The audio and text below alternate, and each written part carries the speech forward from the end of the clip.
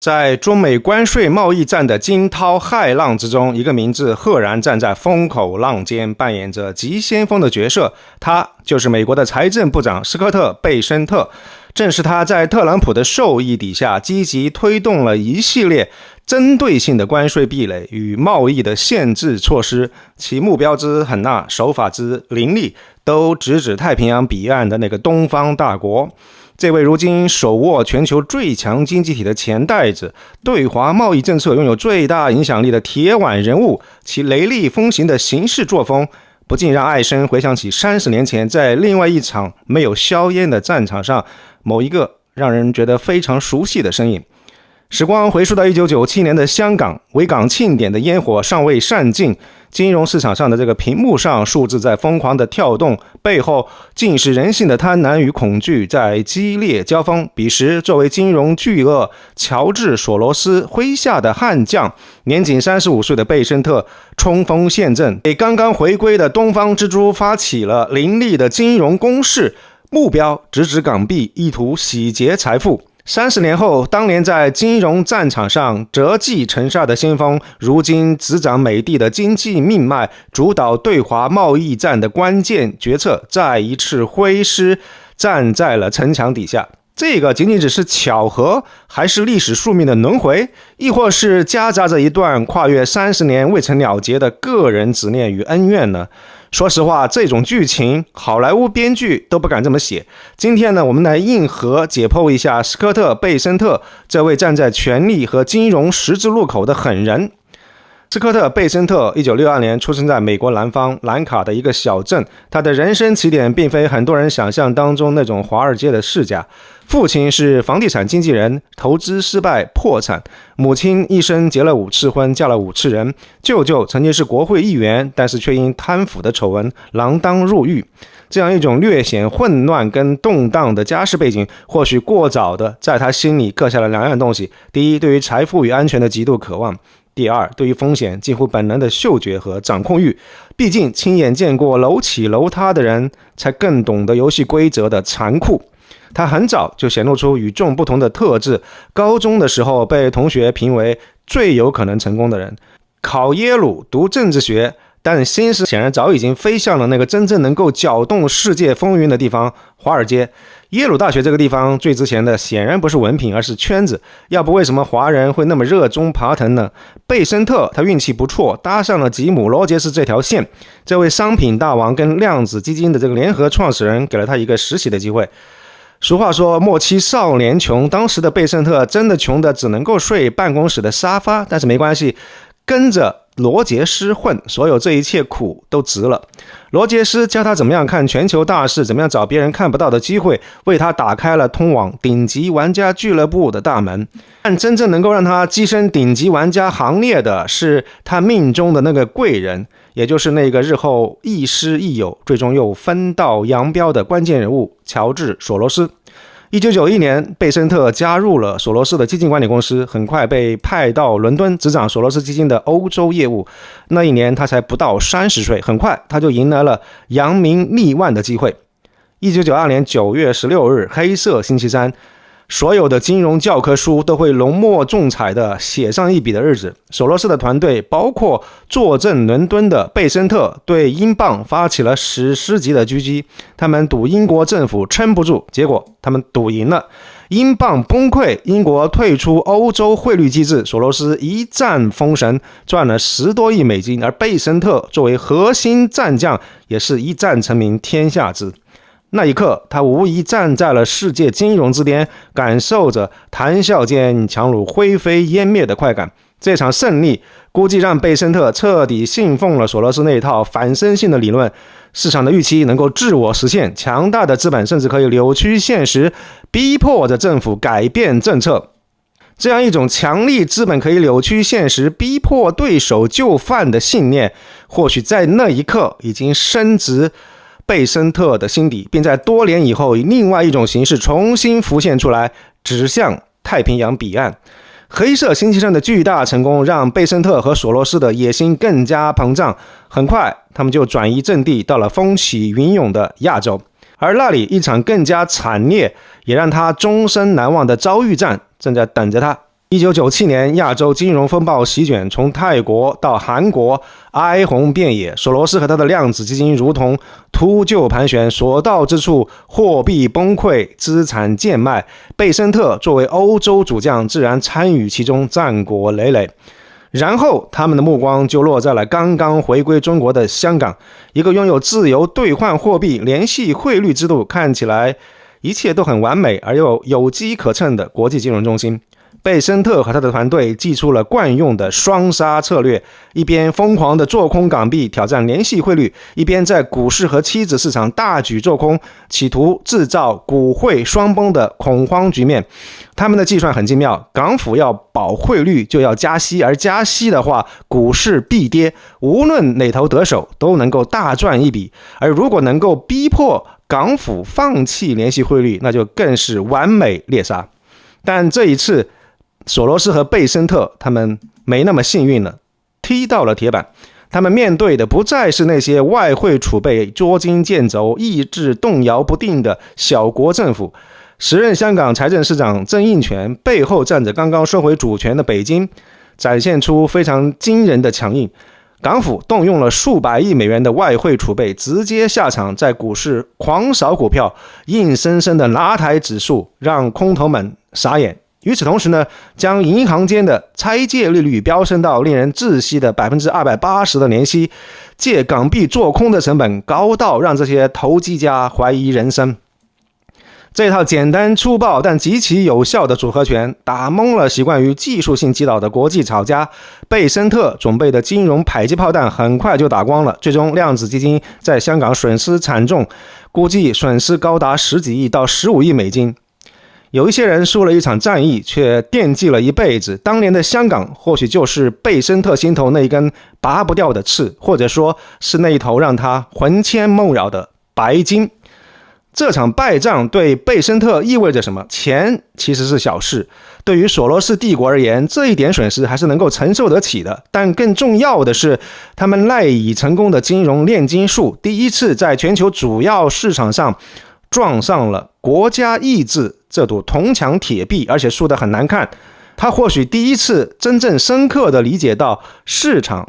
并非万能，尤其是当你的对手是一个决心不惜任何代价捍卫自身利益的主权实体的时候。香港的势力并没有终结他的职业生涯，他离开索罗斯自立门户，创办了贝森特资本，募集了10亿美金，但是没有过几年就关门了。他说教训是不能够为了迎合投资者而改变自己的投资风格。这句话说得很漂亮，非常硬气，也很实在。后来他迫不得已重回索罗斯的麾下，担任他的首席投资官。在此期间还精准地捕捉到了安倍经济学的机会，大举做空日元，狂赚10多亿美金，赢得了打垮日本银行的人这个华尔街的称号。这再一次证明了他的能力依旧是顶尖高手的水平。2015年他再一次离开索罗斯，创办了自己的基金 K Square。K-Square 这个名字意思是棋盘上的关键方格，野心不小。索罗斯还给了这个爱徒20亿美金的种子资金，逐渐器重的程度。但 K-Square 的业务起起伏伏，业绩一直不好，规模一度大幅缩水。这个或许让他开始思考，纯粹在金融市场里面的博弈天花板是不是已经隐约可见了，影响力还有没有更大的空间呢？而那个曾经让他铩羽而归的东方对手，在这几十年里面以惊人的速度崛起，日益成为美国眼中最大的战略竞争对手。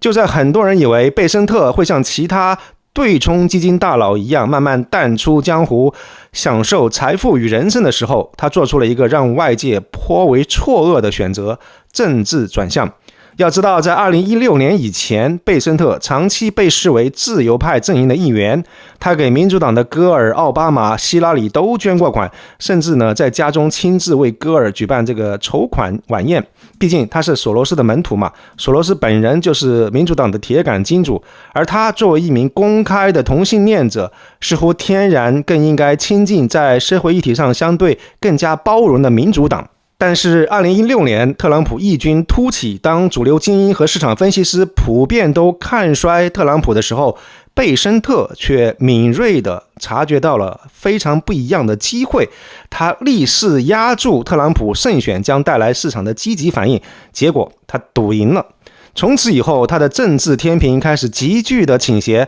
他向特朗普的就职典礼豪掷100万美金，在2024年的大选当中更是不遗余力的亲自下场，成为特朗普最重要的金主跟筹款人之一，动辄为特朗普筹集数千万美金。更重要的是，他从幕后金主走向台前，成为特朗普竞选团队的核心经济顾问，设计了所谓的333经济蓝图，也就是 3% 的经济增长， 3% 的赤字率和日增300万桶石油当量。他甚至毫不避讳地说，这个灵感就来自于安倍晋三的3支箭经济政策。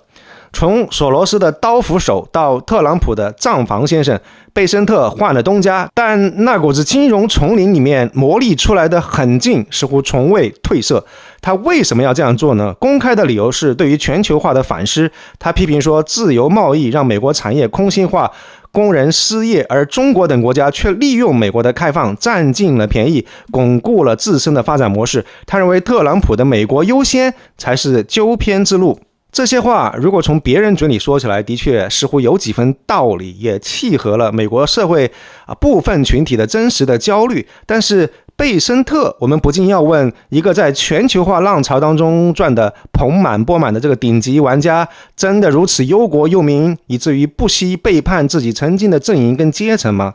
或者这背后有更深层次的驱动力，是对于更大影响力的渴望，是对于塑造历史的野心，还是回想一下1997年的香港，那个让他第一次栽了大跟头的对手。当这个对手日益强大，成为美国头号挑战者的时候，他的反思是否也掺杂了某些更个人化、更隐秘的情绪？这个是否也是他心中的一个结呢？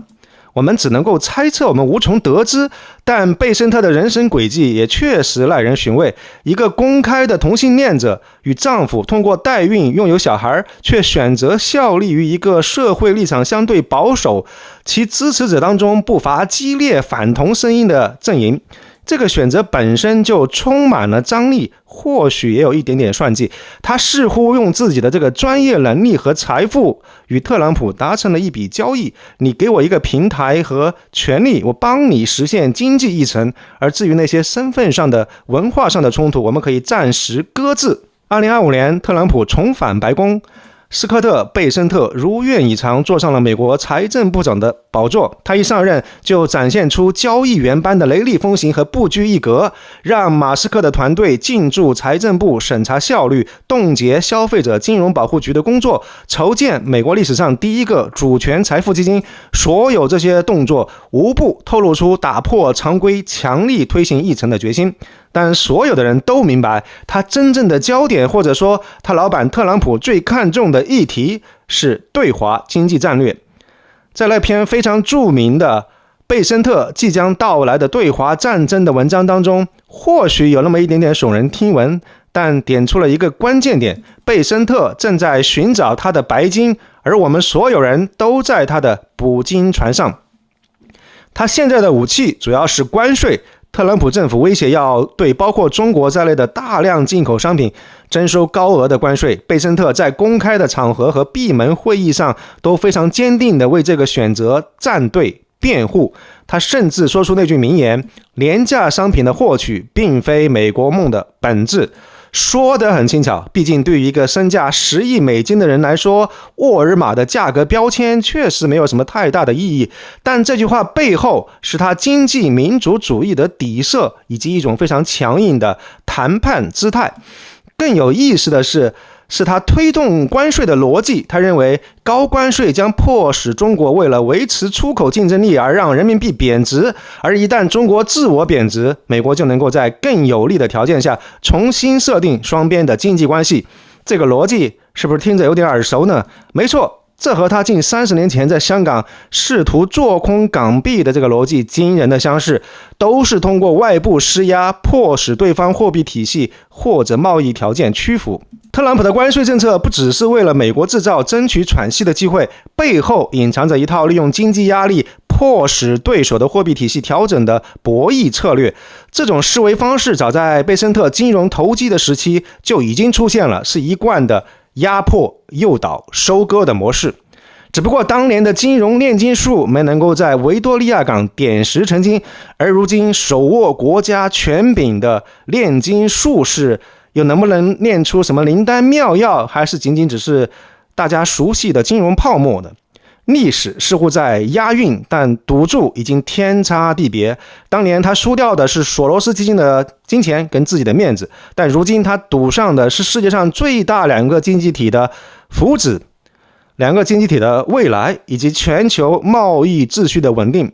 而且今天的中国早已经不再是1997年那个刚刚起步的经济体了。中国拥有庞大的市场、完整的产业链、巨额的外汇储备，以及同样不可小觑的国家意志。有分析指出，如果贸易战升级到极限，中国并非没有反制手段。比如说美国的科技巨头苹果，其命脉几乎完全掌握在中国人手里，从生产制造到市场营销，中国打一个喷嚏，苹果就会感冒，甚至可能会休克。美国曾经试图用类似的手段绞杀华为，谁能够保证中国人不会以其人之道还治其人之身呢？用金融市场的逻辑来治国，就好像用赌徒的直觉来开核潜艇，是够刺激，但是最好祈祷别碰上冰山。贝森特这位顶级的金融精算师在计算这场国家级博弈的风险收益的时候，是不是已经把所有的变量都考虑进来了？还是说猎杀白金的执念已经压倒了冷静的风险评估呢？这一次他能够算准所有影响最终结果的变量，还是说会再一次